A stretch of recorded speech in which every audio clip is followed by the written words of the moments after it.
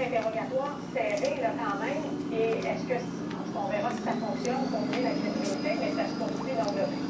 Exactement. Je vous dirais, ce qui retient vraiment l'attention, c'est la stratégie employée par la défense. On se contente de faire, c'est de miner la crédibilité de ces victimes-là, parce qu'il faut comprendre que jusqu'à maintenant, on a 2 victimes présumées qui sont présentées à la barre des témoins.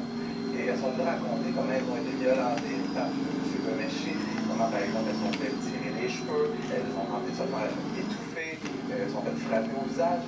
Et elles nous ont raconté ça. Et l'avocat de la défense, elle, ce qu'elle nous dit, c'est mesdames, vous nous dites depuis le début du procès, depuis le début de vos témoignages, que vous avez été traumatisés, que c'était des événements très, très, très traumatisants pour vous. Par contre, dans les jours, dans les semaines, dans les mois suivant ces agressions présumées-là, vous avez envoyé des courriels à M. Gomeschi, des courriels pour racolants, comme je pourrais dire. Par exemple, il y a un courriel qui était ressorti, qui est envoyé par Mme Lucie de Coutard, qui est une des présumées victimes, moins de 24 heures après l'agression dont elle dit avoir été victime.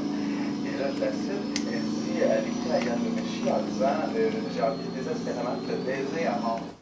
Et là, devant ce courrier-là, cet élément de preuve-là, dont Lucie de Coutard aucunement d'avoir écrit ça, l'avocat de la défense, maître Marie-Hélène, lui demande, vous dites que vous avez été traumatisé, vraiment traumatisé par cet événement-là. Comment ça se fait que vous envoyez un courriel comme ça? Et elle a évoqué la spirale, en fait, c'est comparé à la victime de violence conjugale. Exactement.